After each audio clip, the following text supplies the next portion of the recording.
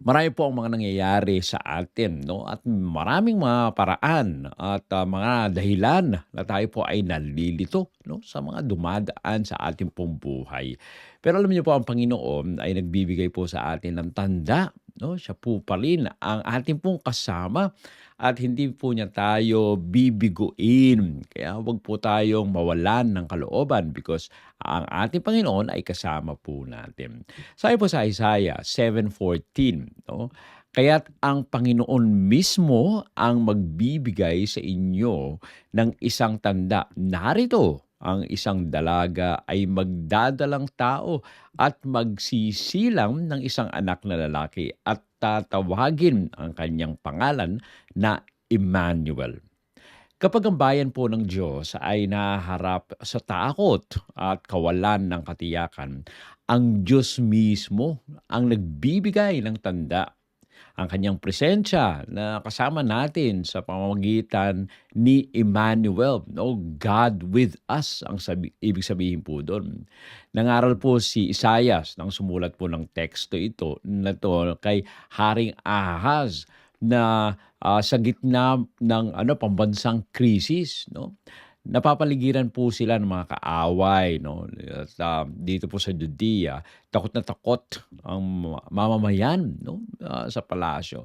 Mahina yung pananampalataya po nila. Tumanggi po si Ahaz na magtiwala sa Diyos. Ngunit nagsalita pa rin ang ating Panginoong Diyos, no? Ang sabi po niya, "Kaya't ang Panginoon mismo ang magbibigay sa inyo ng isang tanda."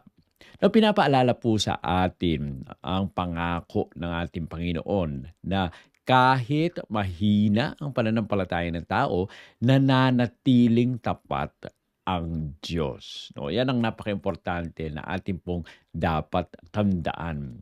Ang sabi po sa prophets and kings, no, ito po ang sabi, nagbibigay ang Panginoon ng katiyakan sa kanyang bayan kahit sila'y nag-aatubili sa pananampalataya. Ikaw ba, kaibigan? Ikaw ba'y nag-aatubili na mananampalataya sa ating Panginoong Diyos? O huwag kang mag-alala na kahit minsan, no, tayo po'y nag-aatubili o nag-aalinlangan, ang Panginoon pa rin ang kasama po natin. Now, tingnan po natin ulit sa ating pong text sa English, Isaiah 7:14. "Therefore, the Lord himself shall give you a sign. Behold, a virgin shall conceive and bear a son and shall call his name Emmanuel." Napaganda po. No, ito ay ating makikita na talagang ang Panginoon ay gumagabay sa atin dahil pinadala niya ang kanyang bugtong na anak. Ang ating Panginoon nagbibigay talaga ng mga tanda. At ito po ay gagamitin natin yung acronym na SIGN. No? Meron tayong 4 points na ating pong teksto sa umaga pong ito. SIGN. Sign. Yan. Una ay S. Sign comes from the Lord Himself. Ang tanda po ay galing sa Panginoon mismo. No?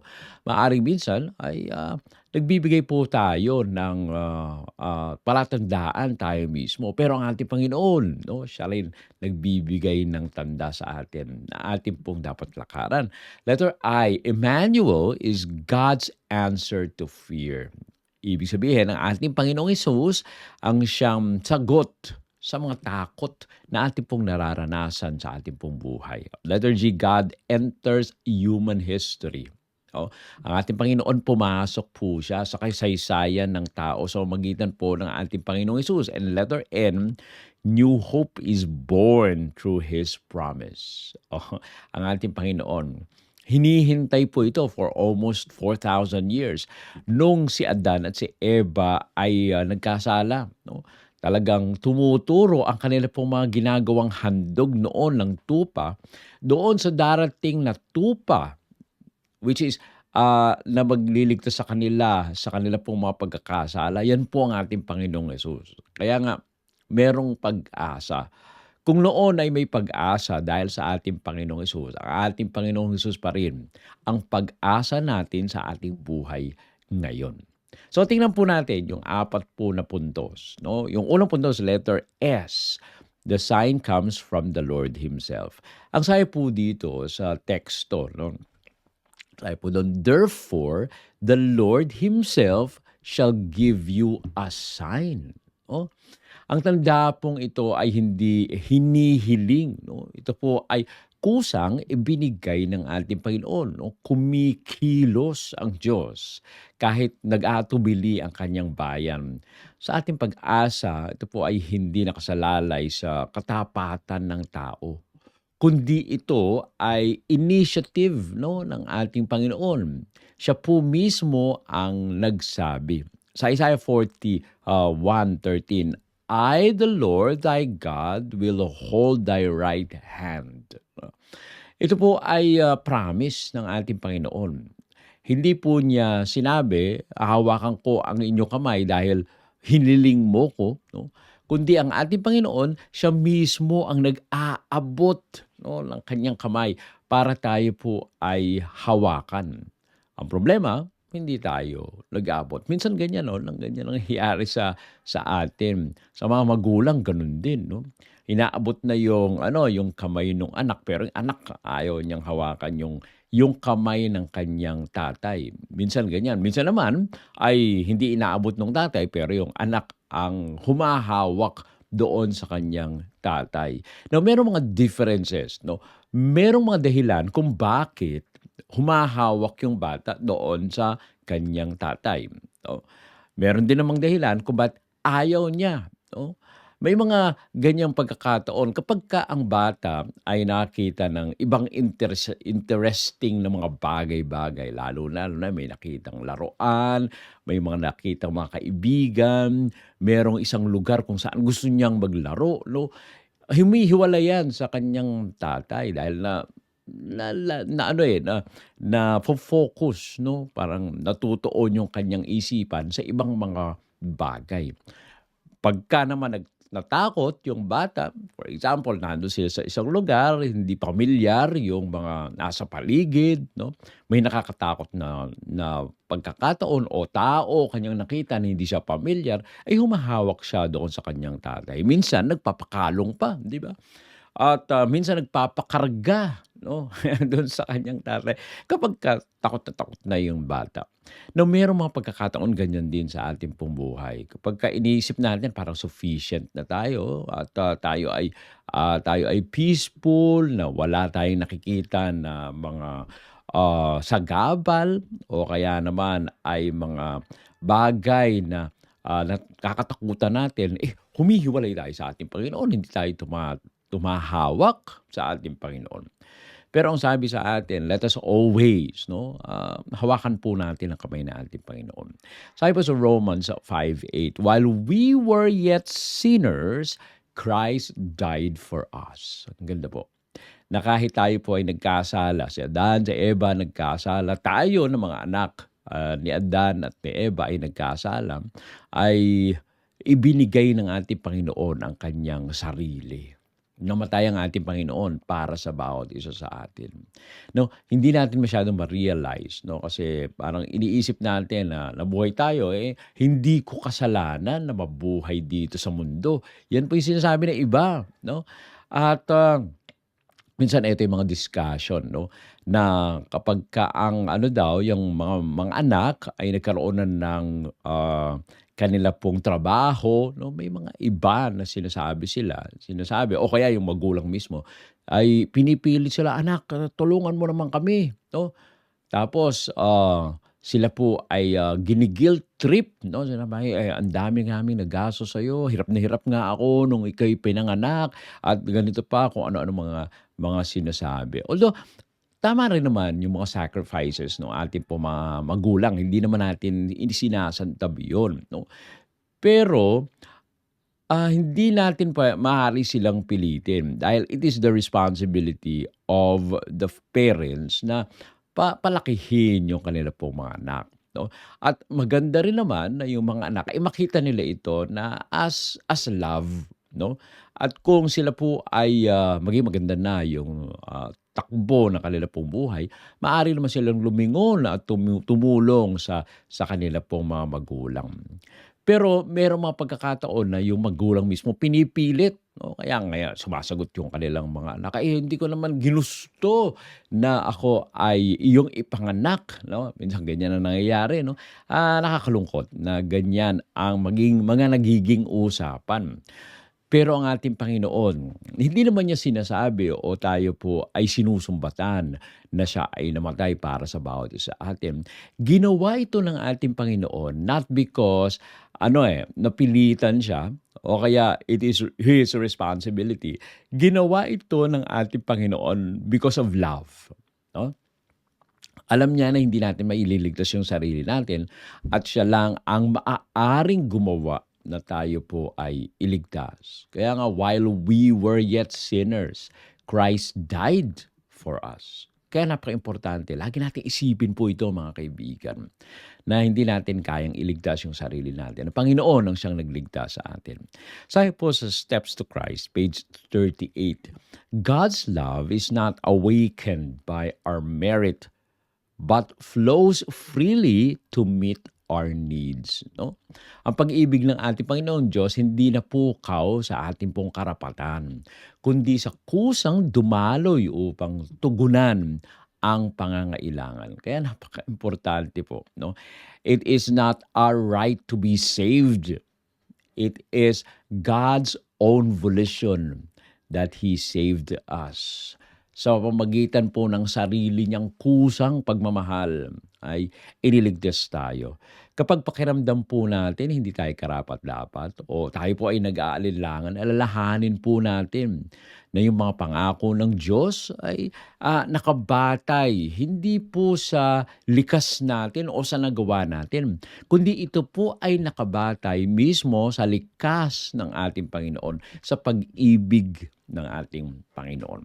Okay? So yung pangalawang puntos, ito naman yung sinasabi, number 2 ay Emmanuel is God's answer to fear. Yan.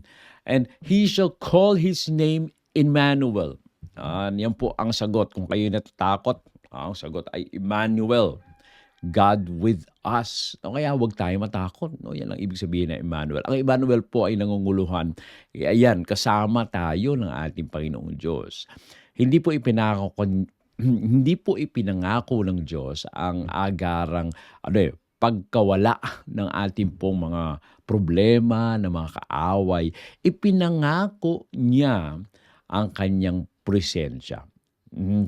Sapat na po ang presensya ng ating Panginoon na tayo po ay maging peaceful, no, sa ating pong buhay. Kaya naman tayo po ay magtiwala ng lubos sa Kanya. Sabi po ni David sa Psalm 46:1, God is our refuge and strength. Yan. Ang Diyos po ang ating pong kanlungan at kalakasan. Wala na po iba tayong maaaring asahan, ang Diyos lamang, no? Siya po ang ang presensya, no, na nagbibigay kalakasan po sa atin. Alam niyo po Elijah, 'no, siya po ay nung siya po ay nakipaglaban doon sa mga priest, 'no, ni Ahaz at ni Jezebel. Siya po ay nakipaglaban, 'no, pinakita ng ating Panginoon yung kanyang kapangyarihan.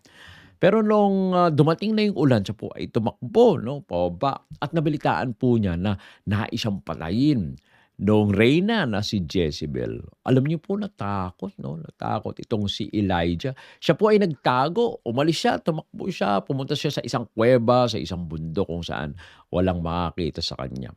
Pero alam niyo po, sabi po dito, the Lord is a refuge. Kahit saan kayo naroroon, mga kaibigan, hindi niyo kailangang magtago sa kuweba o sa isang lugar kung saan iniisip ninyo na safe kayo, 'no? Tayo po ay safe dahil ang ating Panginoon, He is our refuge and strength. Siya po ang kalakasan po natin.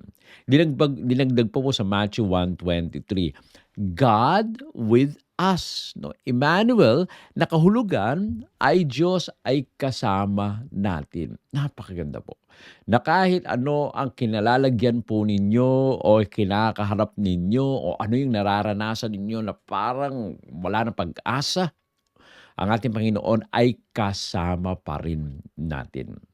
Sa Desire of Ages, page 24, ito po ang sabi, "In the darkest hour, God's presence is our greatest assurance." No?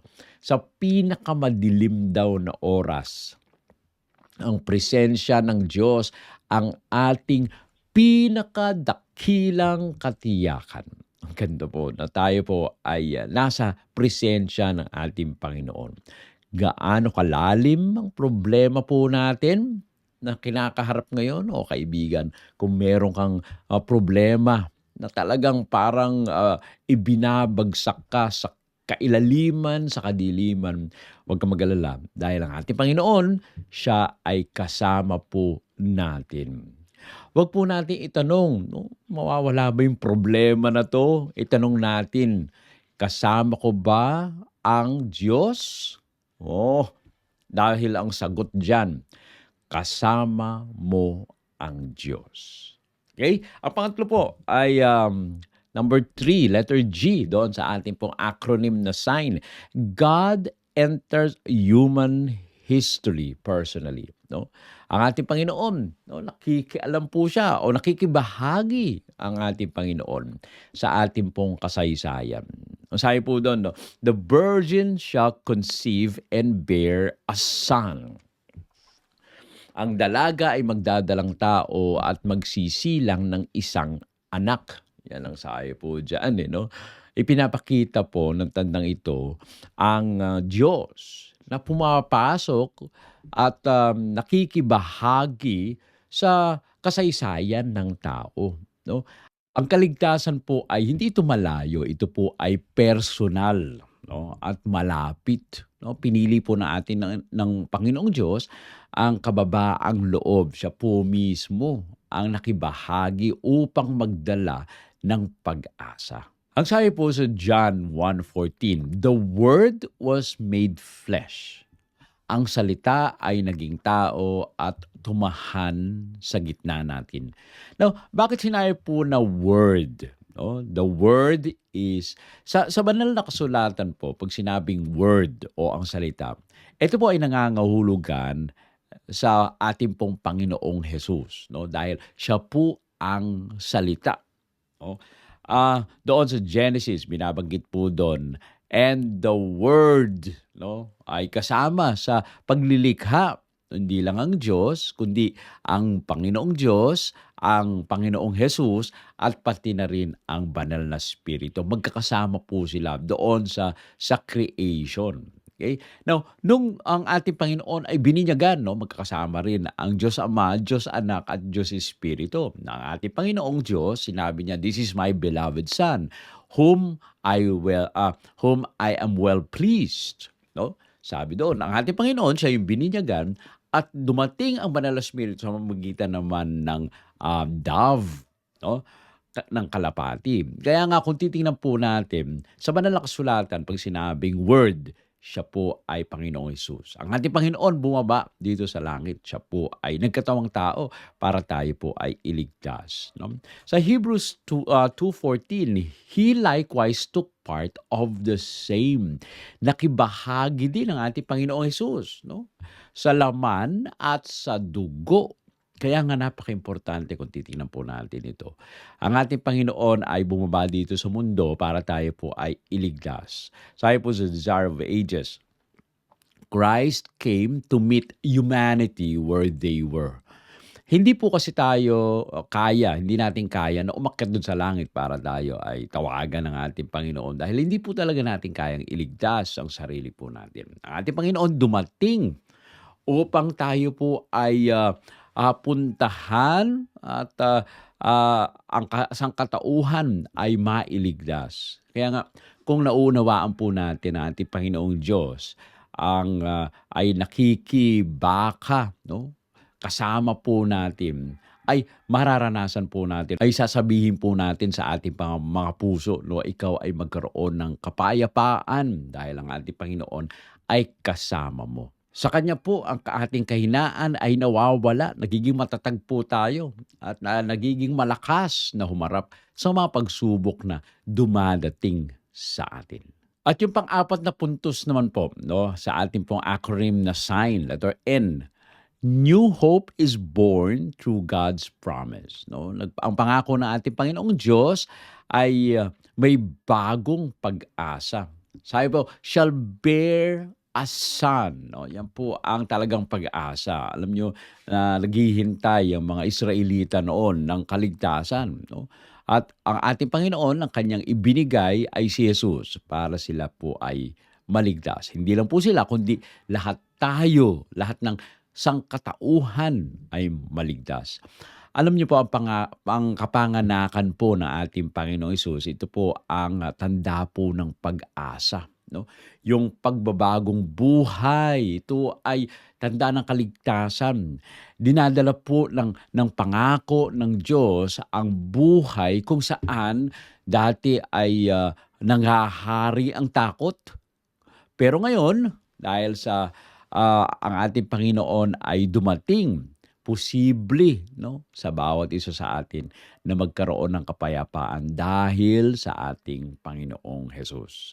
Sabi po sa Luke 1:37, "For with God nothing shall be impossible." 'No, ang ganda po sapagkat sa salita ng ating Panginoon, sa kanyang kapangyarihan, wala pong imposible. Ano ba ang mga nakalinya sa buhay niyo na parang napaka-imposible na mangyayari? May mga pagkakataon po ba na parang, talagang imposible nang magkaroon ng katugunan sa mga problema po natin? Maaari siguro na ang katugunan ng, problema po natin ay hindi yung iniisip po natin na bigla na lang mawawala na lang yung problema, or ang kailangan pala natin, sa buhay ang kasama tayo ang ating Panginoon 'no. Kaya nga tingnan po natin palagi, atin pong italagay yung sarili natin sa ating Panginoon at ipakita po natin na tayo ay nagtitiwala sa Kanya anuman ang dumadating sa ating pong buhay. Sabi pa sa Isaiah 9:6, "Unto us a child is born," 'no, sapagkat sa atin ay may ipinanganak na isang bata. Sino 'yon? 'No, natural po na, dadating ang ating Panginoon sa pamamagitan po ng isang bata 'no, lalaki po siya. Pero hindi ibig sabihin na ang bata ay, walang walang muwang na magagawa 'no. Dahil sa banal na kasulatan, actually ang ating Panginoon pumasok po siya'y pinanganak 'no. Pero after 12 years, saka na lang po siya magpakita ulit doon sa temple 'no, kung saan sila po ay, sumamba 'no. At 'di ba naalala po natin na wala pa nga ang ating Panginoon. Pero pagkatapos po niyan ay wala na ulit tala. Lumabas na lang po ulit or pinakita na lang po ulit sa banal na kasulatan no ang ating Panginoon ay bibinyagan na 'no. Siya po ay mag-uumpisa na ng kanya pong ministeryo. So, ibig sabihin bagaman ang ating Panginoon ay pinanganak at pinakita at sinabi na siya po ay naging sanggol, napunta pa nga sila sa Egypt dahil sila po ay, gustong patayin ang ating Panginoong Hesus. Pero may kapangyarihan ang ating Panginoon nung siya po ay nag-edad na, siya po ay, nagministeryo. Gano'n din sa buhay po natin. Ang ating Panginoon maaasahan po natin dahil siya ay may kapangyarihan na tayo po ay iligtas. Sabi po sa Prophets and Kings, page 333, 'no? "From apparent defeat, God brings victory." 'No, mula doon sa parang parang, tunay na pagkatalo 'no, ay, nando'n ang ating Panginoon nagdadala ng tagumpay. Nararanasan mo ba nga kaibigan na ikaw ay parang matatalo na 'no, parang parang talagang ang buhay mo ay wala ng pag-asa? Oh, huwag kang mag-alala, ang ating Panginoong Diyos ang magdadala ng tagumpay. Now, sa ating pong sitwasyon minsan 'no, tila wala tayong pag-asa, magtiwala tayo sa ating Panginoon dahil meron tayong bagong simula.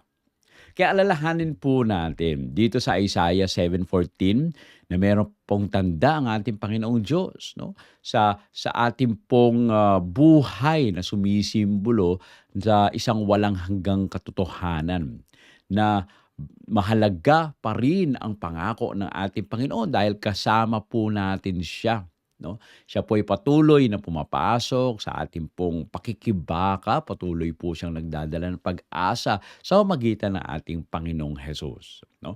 Ang ating Panginoon, siya po ay, kahapon pareho siya, ngayon hanggang magpakailanman. Kaya kung nakita natin sa banal na kasulatan ng ating Panginoon ang siyang ating pag-asa hanggang ngayon, siya pa rin ang nagbibigay ng pag-asa sa atin. Kaya naman, tandaan po natin 'no, yung aral dito sa ating pong, pinag-aralan na Isaiah 7:14. Yung sign 'no, letter S, sign comes from the Lord himself 'no. Letter I, Emmanuel is God's answer to fear. And letter G, God enters human history, and N, new hope is born through His promise. Isang bata ang mahimbing na nakatulog 'no, sa madilim na lugar, pero ang kanyang magulang ay kanyang nasa tabi 'no. Hindi siya iniiwanan. Gano'n din po tayo. Maaaring sa paligid po natin ay masama 'no, ang buhay, pero ang ating Panginoon kasama natin, si Emmanuel, God with us, ang lagi po natin tandaan. Ibinibigay ng ating Panginoong Diyos yung mga tanda 'no, sa ating pong buhay na maaari tayong lumakad at tinutupad ng ating Panginoong Diyos ang Kanyang pangako at kasama natin siya hanggang ngayon at magpasawalang hanggan. Magtiwala po tayo sa Kanya. Tayo po ay manalangin. Ama naming banal, Diyos na nasa mga langit, muli po kaming nagpapasalamat dahil kayo ang siyang Diyos na nagbibigay pag-asa sa amin. Sa araw po na ito, naway samahan kaming palagi. Alam po namin, Panginoon, na kayo ang pag-asa namin at wala po kaming alalahanin sapagkat kayo ang aming kasama. Pagpalain po kami sa buong maghapon. Ito po ang aming hiling sa pangalan naming Panginoong Hesus. Amen.